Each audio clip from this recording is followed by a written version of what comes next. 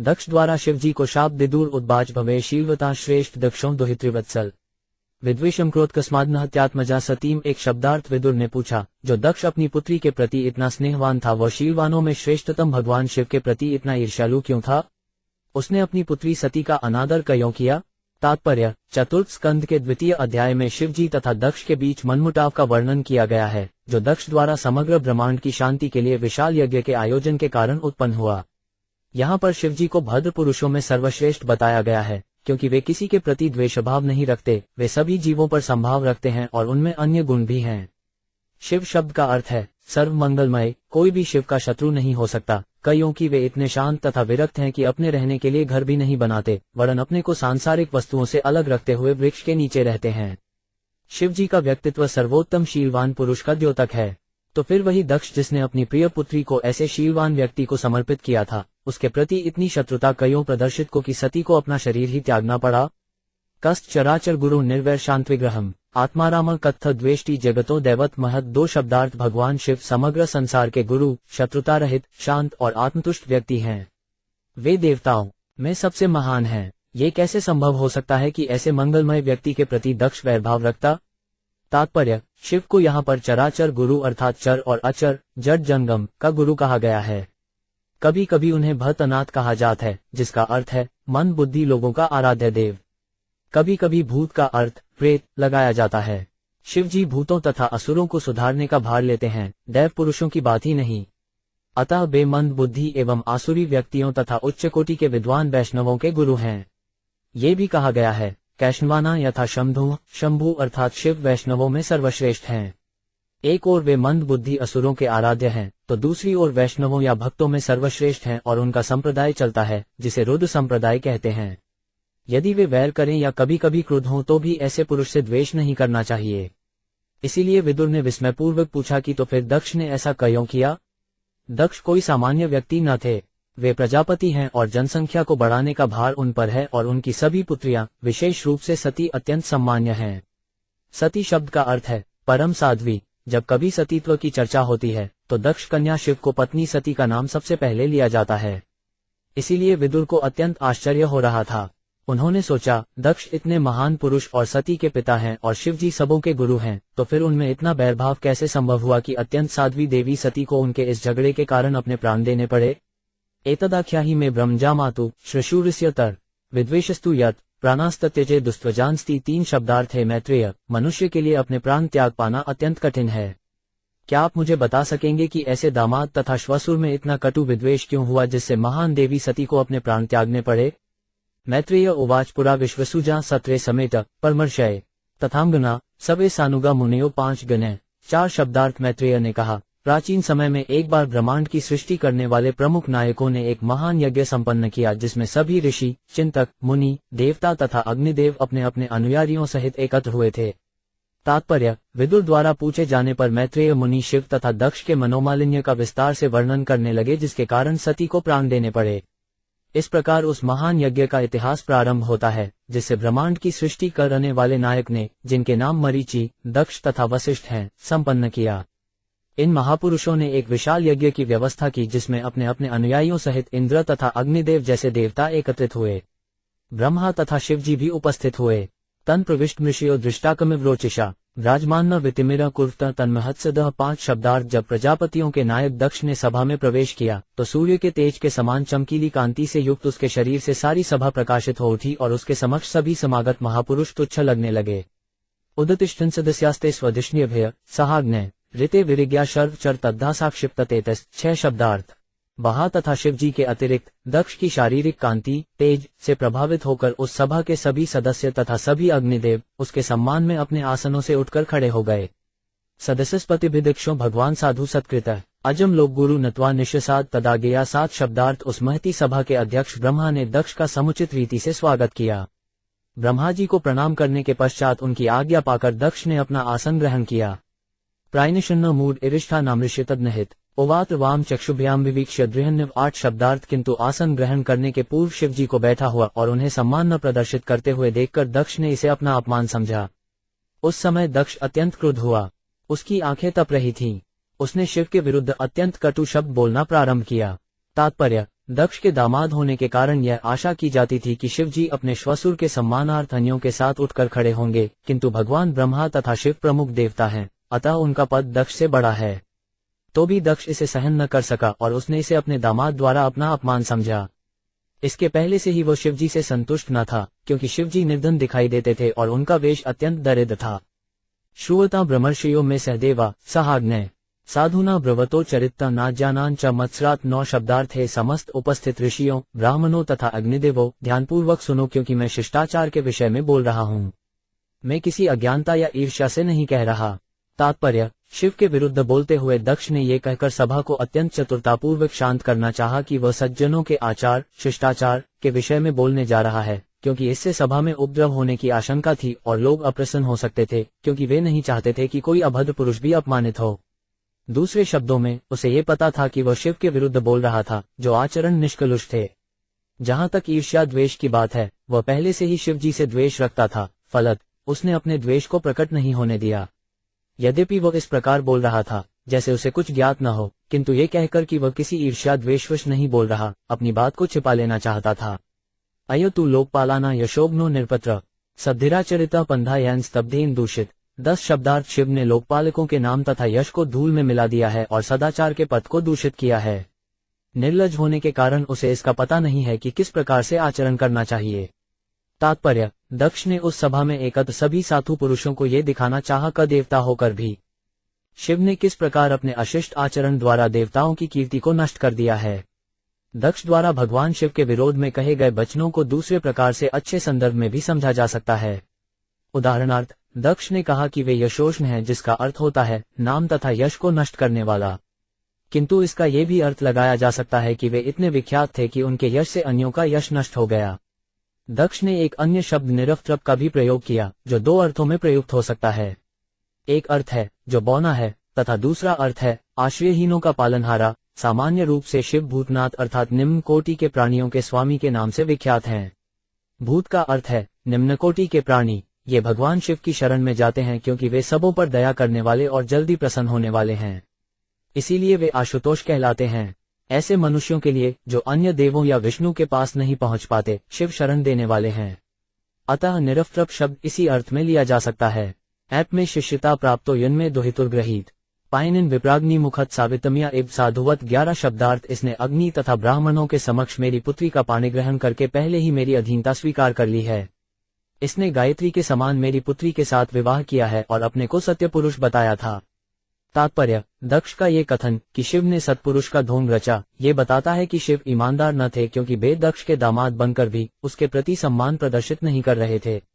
गृहीत्वा मृक्षावांक्ष्या पानिन मर्कटलोचनः प्रत्युत्थानाभिवादाई वाचाप्यकृत नोच्चितम। 92 शब्दार्थ।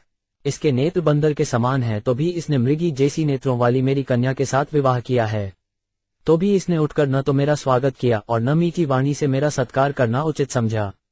लुप्त क्रियाशुचे मानी ने भिन्सेत्वे अनिच्छन्प्यदा बाला शूद्राइवौषति गिर। 13 शिष्टाचार के सभी नियमों को भंग करने वाले इस व्यक्ति को अपनी कन्या प्रदान करने की मेरी तनिक भी इच्छा नहीं थी। वांछित विधि विधानों का पालन न करने के कारण यह अपवित्र है, किंतु इसे अपनी कन्या प्रदान करने के लिए मैं उसी प्रकार बाध्य हो गया जिस प्रकार किसी शूद्र को वेदों का पाठ पढ़ाना पड़े। तात्पर्य, शूद्र को वेद पढ़ाना वर्जित है, क्योंकि यह अपनी मलिन आदतों के कारण ऐसे उपदेश सुनने का पात्र नहीं है। जब तक कोई ब्राह्मण गुणों से संपन्न न हो ले, तब तक वह वेद नहीं पढ़ सकता। ऐसा प्रतिबंध वैसा ही है जैसा कि विधि के विद्यार्थी को विधि विद्यालय में तब तक प्रवेश नहीं करने दिया जाता जब तक उसने नीचे की कक्षाएं उत्तीर्ण न कर ली हों। दक्ष की दृष्टि में शिव अपवित्र आचरणों वाले थे और उसकी पुत्री का पाणिग्रहण करने के योग्य न थे, क्योंकि उसकी पुत्री सती अत्यंत ज्ञानवान, सुंदर तथा साध्वी थी। इस प्रसंग में भिन्सेत्वे शब्द व्यवहृत हुआ है, जिसका अर्थ होता है ऐसा पुरुष जिसने वैदिक नियमों का पालन न करते हुए सभी प्रकार के विधानों को भंग कर दिया हो। दूसरे शब्दों में, दक्ष के अनुसार शिव के साथ उसकी पुत्री का वैवाहिक कर्म सर्वथा अनुचित था। प्रेतावासेषु घोरेषु प्रेतर्भूतगणैर्वृत अर्तुमत्वन्नग्नो व्युक्त केशोहस्नुदिन चिताभस्मकृत स्नान प्रेत्स्नतस्थिभूषण। 14 शिवापदेशों हाशिवो मत्तो मज्जनप्रिय पति प्रमदनाथाना तमोमात्रात्मकात्मनाम। 15 शब्दार्थ वह शमशान जैसे गंदे स्थानों में रहता है और उसके साथ भूत तथा प्रेत रहते हैं। वह पागलों के समान नंगा रहता है, कभी हंसता है तो कभी चिल्लाता है और सारे शरीर में एमशान की राख लपेटे रहता है। वह ठीक से नहाता भी नहीं। वह खोपड़ियों तथा अस्थियों की माला से अपने शरीर को विभूषित करता है। अतः वह केवल नाम से ही शिव है, अन्यथा वो अत्यंत प्रमत्त तथा अशुभ प्राणी है। वह केवल तामसी प्रमत्त लोगों का प्रिय है और उन्हीं का अगुवा है। तात्पर्य, जो नियमित रूप से नहाते नहीं उनकी संगति प्रेतों तथा पागल लोगों से मानी जाती है। शिव जी ऐसे ही लगते थे, किंतु उनका शिव नाम अत्यंत उपयुक्त है, क्योंकि वे ऐसे व्यक्तियों पर अत्यंत दयालु रहते हैं जो तमोगुण के घोर अंधकार में पड़े हुए हैं, यथा अस्वच्छ शराबी लोग जो नियमित रूप से स्नान भी नहीं करते। भगवान शिव इतने कृपालु हैं कि वे ऐसे प्राणियों को शरण प्रदान करते हैं और उन्हें क्रमशः आत्मिक चेतना तक ऊपर ले जाते हैं। यद्यपि ऐसे लोगों को आत्मिक ज्ञान के धरातल तक उठा पाना कठिन है, किंतु भगवान शिव इसका उत्तरदायित्व स्वयं लेते हैं। इसीलिए जैसा कि वेदों में कहा गया है, शिव जी सर्व मंगलकारी हैं। इस तरह उनकी संगति से ऐसी पतित आत्माएं भी ऊपर उठ सकती हैं। कभी कभी ये देखा गया है कि महापुरुष की भेंट पतित आत्माओं के हितार्थ होती है, न कि उनके निजी हित के लिए। भगवान की इस सृष्टि में अनेक प्रकार के जीव हैं। इनमें से कुछ सतोगुण संपन्न हैं, तो कुछ रजोगुण तथा तमोगुण से युक्त होते हैं। भगवान विष्णु ऐसे लोगों का भार अपने ऊपर लेते हैं जो कृष्ण भावना भावित उन्नत वैष्णव हैं।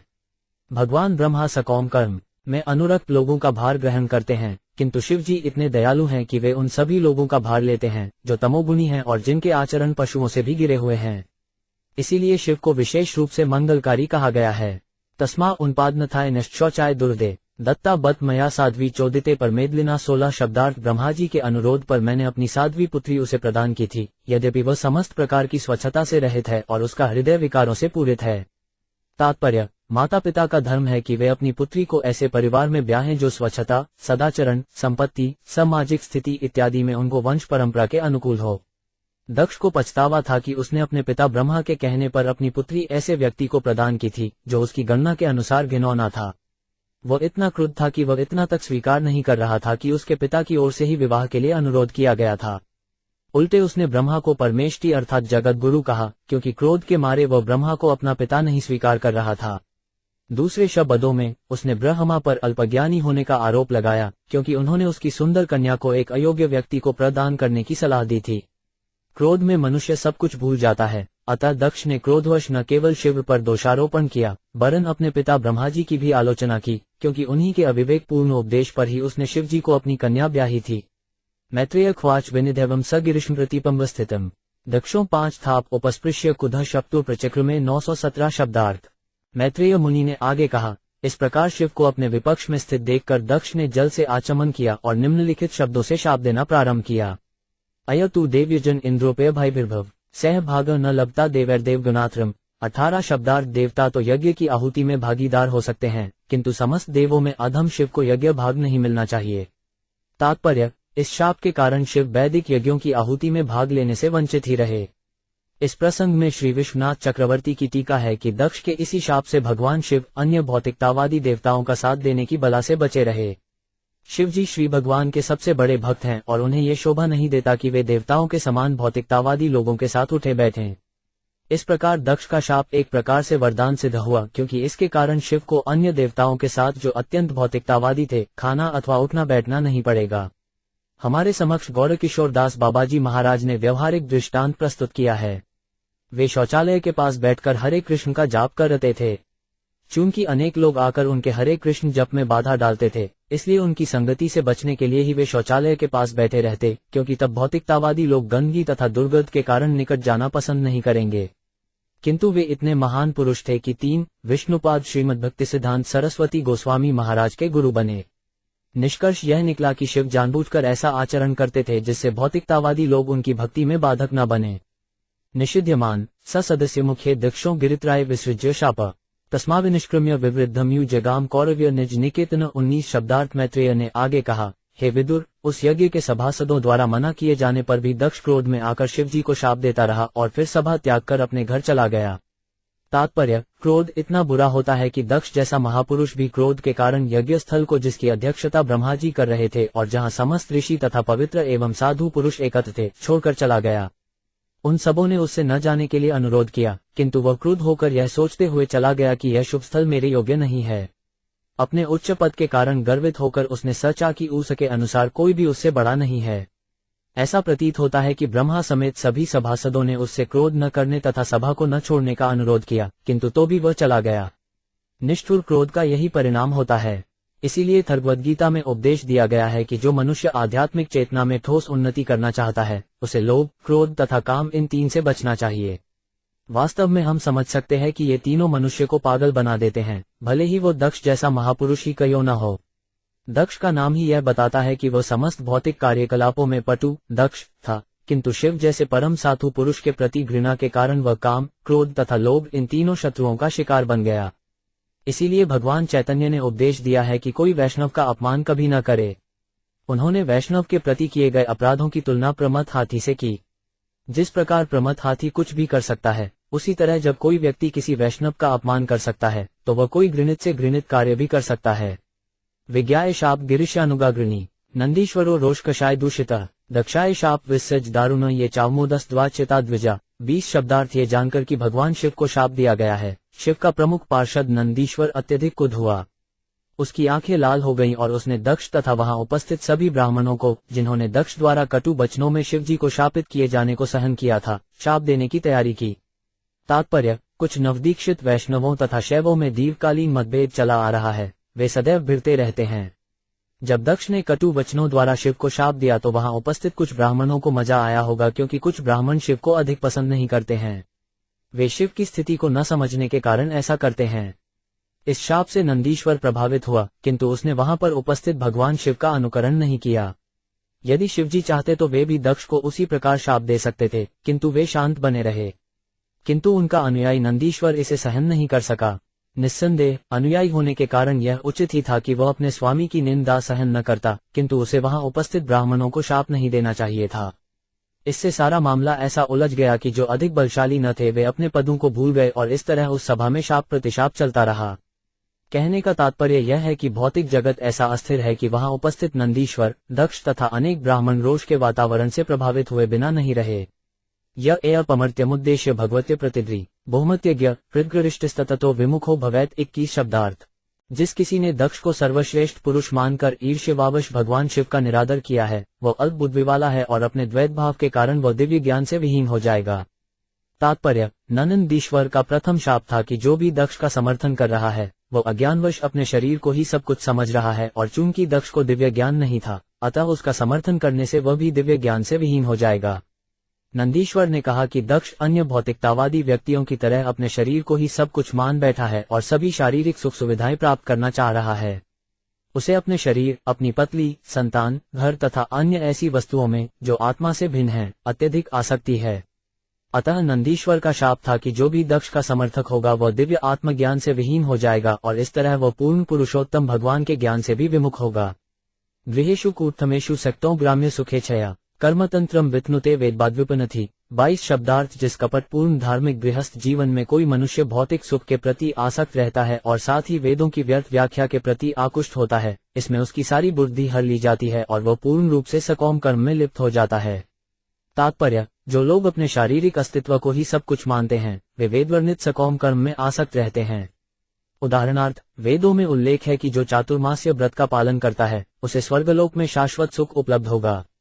भगवद्गीता में कहा गया है कि वेदों की यह अलंकृत भाषा अधिकतर उन पुरुषों को आकृष्ट करती है जो अपने को शरीर रूप मानते हैं। ऐसे लोगों के लिए स्वर्गिक सुख ही सब सुख है। उन्हें ये पता नहीं है कि इससे भी परे आत्मा जगत या ईश्वरीय धाम है और वहां जाया जा सकता है। इस प्रकार वे दिव्य ज्ञान से वंचित रह जाते हैं। ऐसे लोग गृहस्थ जीवन के विधि विधानों को संपन्न करने में अत्यंत सतर्क रहते हैं, जिससे अगले जीवन में वे चंद्रलोक या अन्य स्वर्ग लोकों में जा सकें। यहाँ पर बताया गया है कि ऐसे लोग ग्राम्य सुख अर्थात भौतिक सुख में लिप्त रहते हैं। उन्हें शाश्वत आनंदमय आध्यात्मिक जीवन का कोई पता नहीं रहता। बुद्धया पराभिद्यान्या विस्मृतात्मगति पशु स्त्री कौम 105 स्तुतितरा दक्षों बस्तमुखोचिरा 23 शब्दार्थ। दक्ष ने देह को ही सब कुछ समझ रखा है। इसने विष्णुपाद अथवा विष्णु गति को भुला दिया है और केवल स्वी संभोग में ही लिप्त रहता है, अतः इसे शीघ्र ही बकरे का मुख प्राप्त होगा। विद्याबुद्धिर्विद्या कर्ममयाम संजड संस्रंत्वे ये चामुमनु शर्वावमानिनम 24 शब्दार्थ। जो लोग भौतिक विद्या तथा युक्ति के अनुशीलन से पदार्थ की भांति जड़ बन चुके हैं, वे अज्ञानवश सकौम कर्मों में लगे हुए हैं। ऐसे मनुष्यों ने जानबूझकर भगवान शिव का अनादर किया है। ऐसे लोग जन्म मरण के चक्र में पड़े रहें। तात्पर्य, यहाँ पर वर्णित तीनों शाप किसी को भी पत्थर के समान जड़ बनाने, आत्मज्ञान से रहित करने तथा भौतिक विद्या में संलग्न रहने के लिए पर्याप्त हैं। इन शापों के देने के बाद नंदीश्वर ने ब्राह्मणों को शाप दिया कि वे जन्म मरण के चक्र में बने रहें, क्योंकि उन्होंने शिवजी का अनादर करने में दक्ष का साथ दिया है।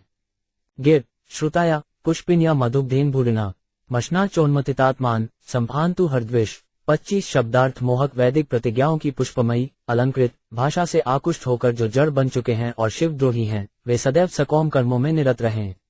तात्पर्य: उच्चस्तरीय भौतिकतावादी जीवन के लिए उच्चतर लोकों में पहुंचने की वैदिक प्रतिज्ञा की तुलना से पुष्पमयी अलंकृत भाषा से की गई है, क्योंकि पुष्प में निश्चित रूप से सुगंधी होती है, किंतु वो अधिक काल तक नहीं चलती। इसी प्रकार पुष्प में मधु होता है, किंतु वह भी शाश्वत नहीं होता। सर्वभक्षा द्विजा वृत्तीय धृत विद्यापोत्रता वितदेहेन्द्रियारामा यात्रिका विचचरंत्वे 26 शब्दार्थ। ये ब्राह्मण केवल अपने शरीर पालन के लिए विद्या, तप तथा व्रतादि का आश्रय लें। इन्हें भक्ष्याभक्ष्य का विवेक न रह जाए। ये द्वार द्वार भिक्षा मांगकर अपने शरीर की तुष्टि के लिए धन की प्राप्ति करें। तात्पर्य: नंदीश्वर ने दक्ष को समर्थन देने वाले ब्राह्मणों को जो तीसरा शाप दिया वह पूरी तरह कलयुग में लागू होता है। तथाकथित ब्राह्मण अब परब्रह्म के स्वरूप को समझने में कोई रुचि नहीं दिखाते, यद्यपि ब्राह्मण का अर्थ है वह जिसने ब्रह्म विषयक ज्ञान प्राप्त कर लिया है। वेदांत सूत्र में भी कहा गया है, अथातो ब्रह्मजिज्ञाया। यह मनुष्य जीवन परब्रह्म की अनुभूति के लिए है, अर्थात मनुष्य जीवन का उद्देश्य ब्राह्मक पद तक ऊपर उठना है।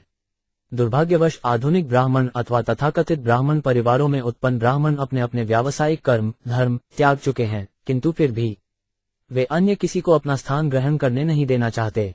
शास्त्रों, श्रीमद् भागवत, भगवद गीता तथा अन्य वैदिक साहित्य में ब्राह्मणों के गुण बताए गए हैं। ब्राह्मण कोई आनुवंशिक पदवी या पद नहीं है। यदि कोई अब्राह्मण, उदाहरणार्थ शूद्र कुल में उत्पन्न प्रामाणिक गुरु द्वारा उचित शिक्षा पाकर योग्य बनकर ब्राह्मण बनना चाहता है, तो ये तथाकथित ब्राह्मण विरोध करते हैं। नंदीश्वर द्वारा शापित ऐसे ब्राह्मण ऐसी स्थिति में हैं कि उन्हें भक्ष्याभिषेक्य का कोई विवेक नहीं रह गया है और वे इस मर्त्य देह तथा अपने परिवार के भरण पोषण के लिए ही जीवित रहते हैं। ऐसे पतित बद्धजीव ब्राह्मण कहलाने के योग्य नहीं हैं, किंतु कलयुग में वे अपने को ब्राह्मण होने का दावा करते हैं, और यदि कोई मनुष्य वास्तव में ब्राह्मणत्व प्राप्त करने का प्रयास करता है तो वे उसके मार्ग में बाधक बनते हैं। आधुनिक युग में ऐसी ही स्थिति आ गई है। चैतन्य महाप्रभु ने इस सिद्धांत की घोर निंदा की है। रामानंद राय से वार्तालाप के दौरान उन्होंने कहा है कि मनुष्य चाहे ब्राह्मण कुल में उत्पन्न हुआ हो या शूद्र कुल में, चाहे वह गृहस्थ हो या सन्यासी, यदि वह कृष्ण विज्ञान जानता है तो वह गुरु बन सकता है। चैतन्य महाप्रभु के कई शूद्र शिष्य थे, यथा हरिदास ठाकुर तथा रामानंद राय। यहाँ तक कि सभी गोस्वामी, जो चैतन्य महाप्रभु के प्रमुख छात्र थे, ब्राह्मण समाज से च्युत थे, किंतु उन्होंने कृपा करके उन्हें उच्च कोटि का वैष्णव बना दिया। तस्यैव बद्धः शाप श्रुत्वा द्विजकुलाय वै भगुर प्रत्यसृत शाप ब्रह्मदिन द्वितीयम 27 शब्दार्थ। इस प्रकार जब नंदीश्वर ने समस्त कुलीन ब्राह्मणों को शाप दे दिया तो प्रतिक्रिया स्वरूप भूगमुनि ने शिव के अनुयायियों की भर्त्सना की और उन्हें घोर ब्रह्म शाप दे दिया। तात्पर्य: दुस्त्यत्या शब्द का व्यवहार ब्रह्मदंड अर्थात ब्राह्मण द्वारा दिए जाने वाले शाप के प्रसंग में हुआ है। ब्राह्मण द्वारा दिया गया शाप अत्यंत घोर प्रबल होता है, इसीलिए उसे दुर्त्या अर्थात दुष्कर कहा गया है। जैसा कि भगवान ने भगवद गीता में कहा है कि प्रकृति के कठोर नियम दुर्लभ्य हैं, इसी प्रकार यदि कोई ब्राह्मण शाप देता है तो वह भी दुर्लभ्य है। किंतु भगवद गीता में यह भी कहा गया है कि भौतिक लोक के शाप या वरदान अंततः भौतिक सृष्टियां ही हैं। चैतन्य चरितामृत से इसकी पुष्टि होती है कि जिसे भौतिक जगत में वरदान या शाप माना जाता है वे दोनों वस्तुतः एक ही धरातल पर हैं, क्योंकि वे भौतिक हैं। अतः इस भौतिक कल्मश से छुटकारा पाने के लिए भगवान की शरण ग्रहण करनी चाहिए, जैसा कि भगवद गीता 7.14 में कहा गया है, मामेव ये प्रपद्यन्ते मायामेतरा तरन्ति ते।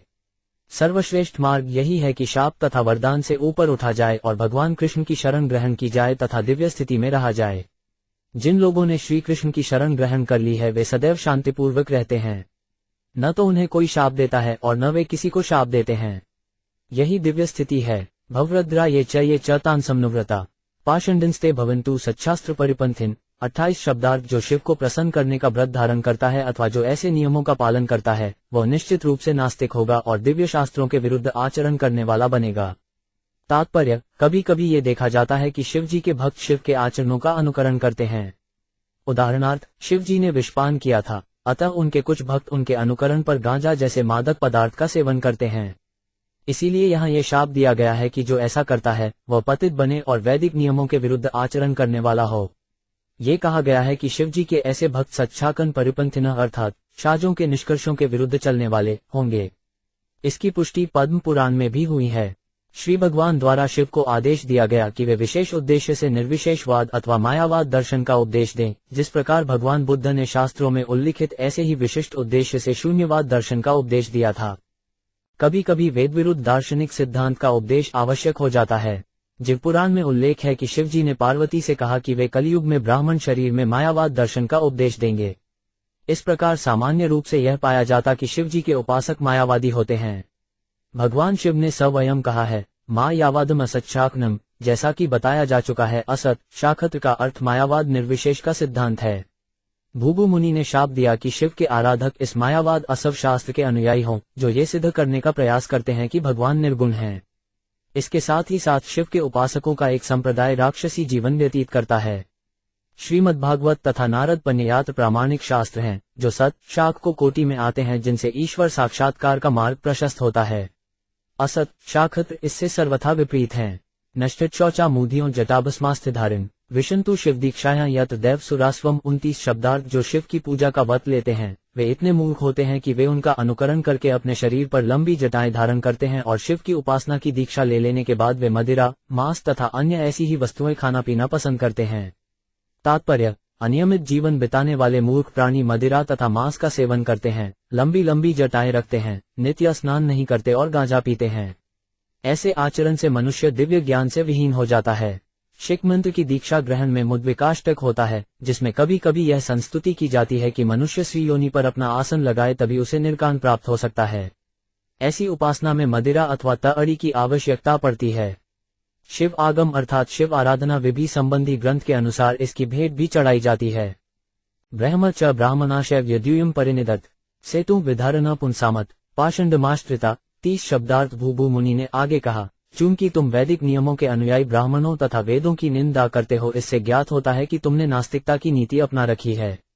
तात्पर्य: भूभु मुनि ने नंदीश्वर को शाप देते हुए कहा कि वे सब इस शाप से नास्तिक तो होंगे ही, किंतु वे पहले से नास्तिक पद तक गिर चुके थे, क्योंकि उन्होंने मानवीय सभ्यता के परम स्रोत वेदों की निंदा की थी। गुणों के अनुसार श्रेणियों में विभाजित मानवीय सभ्यता वर्णाश्रम पर आधारित है, यथा बुद्धिमान वर्ग, युद्धप्रिय वर्ग, उत्पादक वर्ग तथा श्रमिक वर्ग। वेद सही सही निर्देश देते हैं कि आत्मा अनुशीलन तथा आर्थिक उन्नति के साथ ही इंद्रिय तृष्टि का नियमन कैसे किया जाए, जिससे अंततः भौतिक कल्मश से छूटकर मनुष्य अपनी वास्तविक आध्यात्मिक पहचान आ ब्रह्मास्मि को प्राप्त हो। जब तक मनुष्य सांसारिक कल्मश में रहता है, तब तक वह जलचर से लेकर ब्रह्मा तक अपनी योनियां बदलता रहता है, किंतु इस जगत में तो मनुष्य जीवन सर्वोच्च सिद्धि है। वेद वो मार्ग दिखाते हैं जिससे मनुष्य अगले जीवन में ऊपर उठ सके। ऐसी शिक्षा के लिए वेद माता तुल्य हैं और वेदों के ज्ञाता ब्राह्मण पिता तुल्य हैं। अतः यदि कोई वेदों तथा ब्राह्मणों की निंदा करता है तो वह नास्तिक के स्तर पर गिर जाता है। संस्कृत में नास्तिक शब्द प्रयुक्त हुआ है, जो उस मनुष्य का द्योतक है जो वेदों में विश्वास नहीं करता और धर्म की कुछ मंगन पद्धति का निर्माण करता है। श्री चैतन्य महाप्रभु ने कहा है कि बौद्ध धर्म के अनुयायी नास्तिक हैं। अहिंसा के सिद्धांत की स्थापना के लिए भगवान बुद्ध ने वेदों को मानने से साफ इनकार किया और बाद में शंकराचार्य ने इस धर्म को भारत में रोका और इसे देश के बाहर निकलने के लिए बाध्य किया। यहाँ पर ब्रह्म च ब्राह्मणा कहा गया है।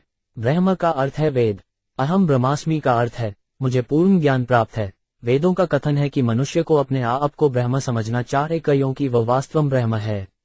यदि ब्रह्म अर्थात वैदिक ज्ञान की निंदा की जाए और वैदिक ज्ञान के ज्ञाता ब्राह्मणों की निंदा की जाए तो फिर यह मानवीय सभ्यता कहाँ रहेगी? भृगु मुनि ने कहा, ऐसा नहीं है कि तुम लोग मेरे शाप से नास्तिक बनोगे, तुम तो पहले से नास्तिक हो, इसीलिए तुम निंदनीय हो। ऐप एवं ही लोकाना शिव पंथा सनातन यह पूर्वे चानुसंस्थवात प्रमाण जनार्दन। 31 शब्दार्थ। वेद मानवीय सभ्यता के कल्याण की प्रगति हेतु शाश्वत विधान प्रदान करने वाले हैं, जिसका प्राचीन काल में इरिलता से पालन होता रहा है। इसका सशक्त प्रमाण पूर्ण पुरुषोत्तम भगवान स्वयं हैं, जो जनार्दन अर्थात समस्त जीवात्माओं के शुभेच्छु कहलाते हैं। तात्पर्य: भगवद गीता में भगवान श्री कृष्ण ने दावा किया है कि वे सभी प्रकार के प्राणियों के जनक हैं। कुल मिलाकर 84 लाख योनियां हैं और श्री कृष्ण अपने को इन सबका जनक कहते हैं।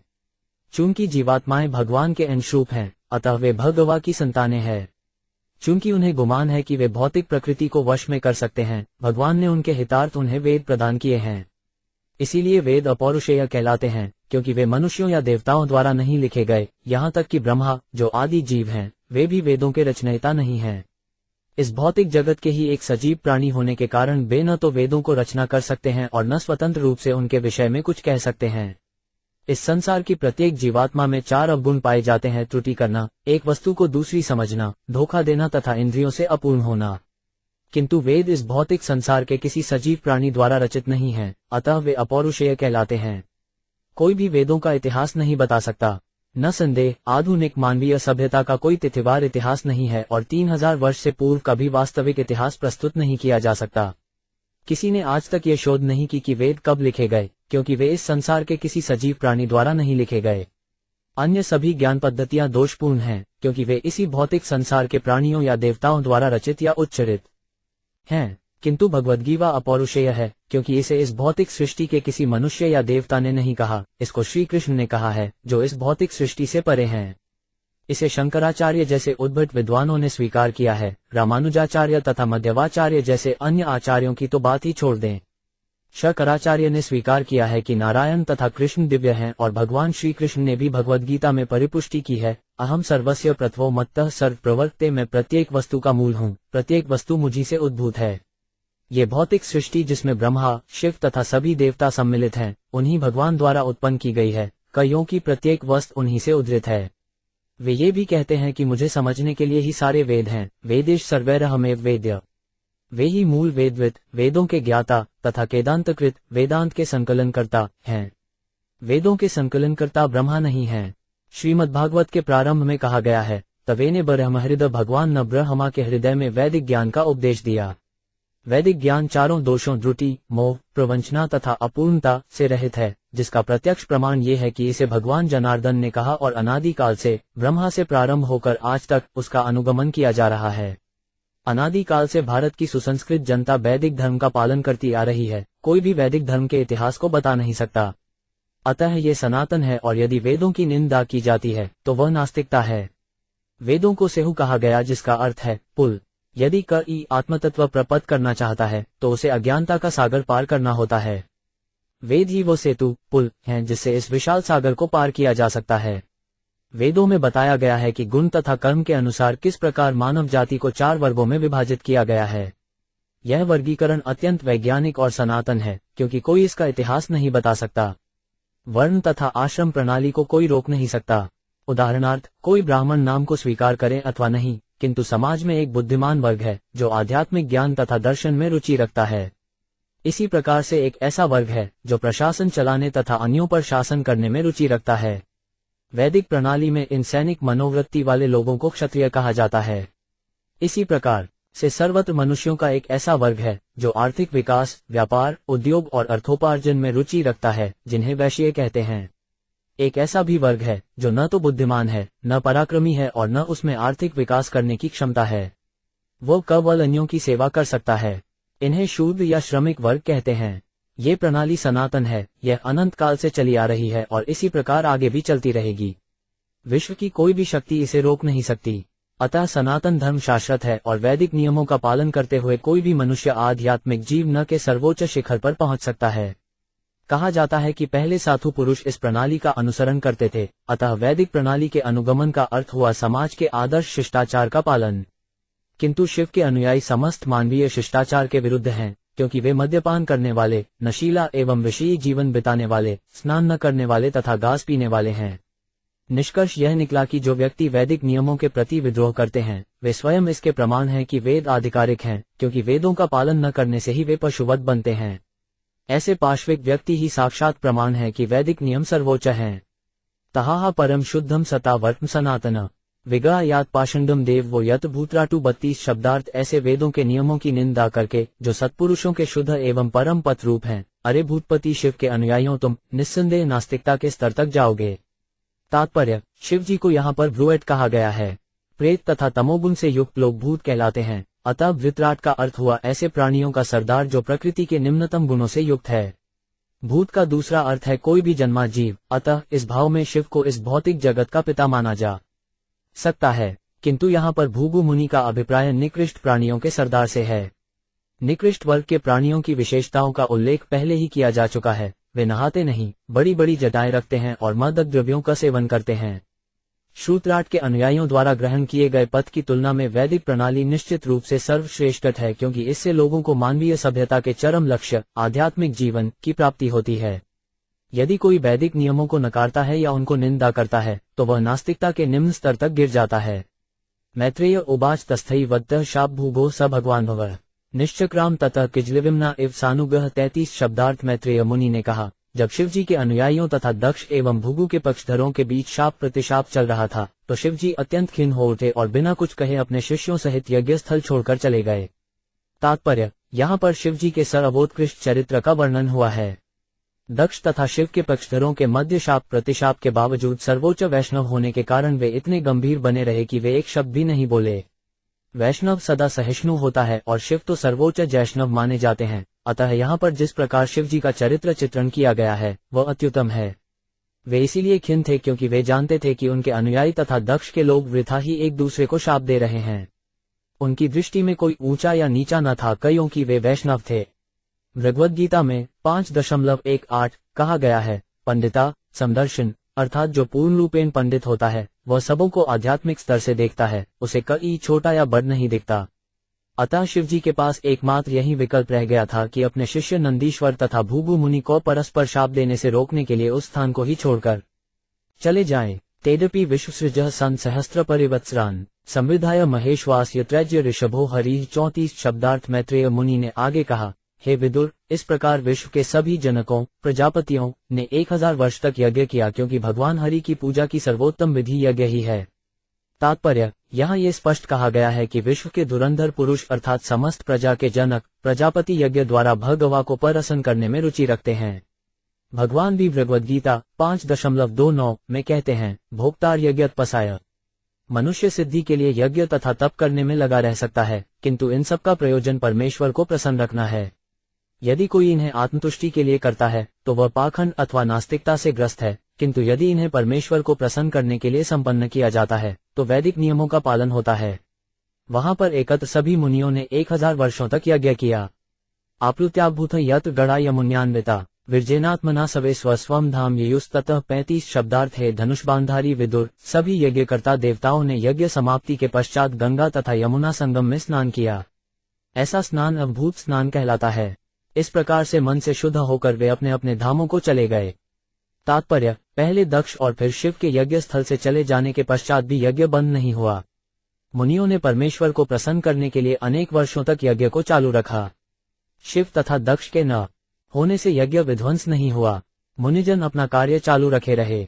दूसरे शब्दों में यह माना जा सकता है कि यदि कोई शिव तथा ब्रह्मा जैसे देवताओं की पूजा न भी करे तो भी वो भगवान को प्रसन्न कर सकता है। भगवद गीता 7.20 में भी उसकी पुष्टि हुई है। कामस्तैस्तैर्थ ज्ञानाः परपद्मन्ते 5 देवता, जो लोग काम तथा इच्छा से प्रेरित हैं वे लाभान्वित होने के लिए देवताओं के पास जाते हैं। भगवद गीता में नास्ति बुद्धि शब्दों का साभिप्राय प्रयोग हुआ है, जिसका अर्थ है वे व्यक्ति जिन्होंने ज्ञान या बुद्धि खो दी है। केवल ऐसे ही व्यक्ति देवताओं की परवाह करते हैं और उनके पास जाकर लाभ उठाना चाहते हैं। निस्संदेह इसका अर्थ यह नहीं है कि हमें देवताओं का आदर नहीं करना चाहिए, किंतु उनकी पूजा करने की कोई आवश्यकता नहीं है। ईमानदार व्यक्ति सरकार के प्रति श्रद्धावान होता है, किंतु उसे सरकारी कर्मचारियों को घूस देने की आवश्यकता नहीं है। घूस अवैध है। यदि कोई सरकारी कर्मचारी को घूस नहीं देता तो इसका अर्थ यह नहीं है कि वह उसका आदर नहीं करता। इसी प्रकार जो व्यक्ति परमेश्वर की दिव्य प्रेमाभक्ति में अनुरक्त है उसे न तो किसी देवता की पूजा करने को आवश्यकता है, न ही वह किसी प्रकार किसी देवता का अनादर करने की प्रवृत्ति रखता है। भगवद गीता 9.23 में अन्यत्र कहा गया है, ये अन्य देवता भक्ता यजन्ते श्रद्धयान्विता। भगवान कहते हैं कि यदि कोई देवताओं को पूजता है तो वह मेरी भी पूजा करता है, किंतु वह अविधिपूर्वकम अर्थात विधि विधानों का पालन किए बिन पूजा करता है। विधान ये है कि भगवान की पूजा को जाए। देवताओं को पूजा अप्रत्यक्षत भगवान की पूजा हो सकती है, किंतु यह विधिपूर्वक नहीं कही जाएगी। परमेश्वर की पूजा करने से सभी देवताओं की स्वत पूजा हो जाती है, क्योंकि वे परम पूर्ण के अंश हैं। यदि कोई वृक्ष की जड़ को सींचता है तो वृक्ष के सभी भाग यथा पत्तियां तथा शाखाएं स्वत तुष्ट हो जाते हैं। इसी प्रकार यदि कोई उदर को भोजन प्रदान करता है तो शरीर के सभी अंग, हाथ, पांव, अंगुलियां भोजन प्राप्त करते हैं। इस प्रकार श्री भगवान की पूजा द्वारा समस्त देवताओं को प्रसन्न रखा जा सकता है, किंतु सभी देवताओं की पूजा करने से परमेश्वर की पूजा पूर्ण नहीं होती। फलत देवताओं की पूजा अवैध है और शास्त्रीय नियमों का अनादर है। इस कलिकाल में देवयज्ञ कर पाना असंभव है। फलत इस युग के लिए श्रीमद् भागवत में संकीर्ण यज्ञ की संस्तुति की गई है। यज्ञ संकीवतन प्राय यजंती ही सुमेधस भागवत 115.5.32। इस युग में बुद्धिमान व्यक्ति हरे कृष्ण के संकीर्ण द्वारा समस्त प्रकार के यज्ञों की पूर्ति करता है। तस्यन बुष्टे जगत तुष्ट। जब भगवान विष्णु प्रसन्न हो जाते हैं तो उनके अनुरूप समस्त देवता भी प्रसन्न होते हैं। इस प्रकार श्रीमद्भागवत के चतुर्थ स्कंद के अन्वग दक्ष द्वार शिव को शाप नामक दूसरे अध्याय के भक्तिवेदांत तात्पर्य पूर्ण हुए।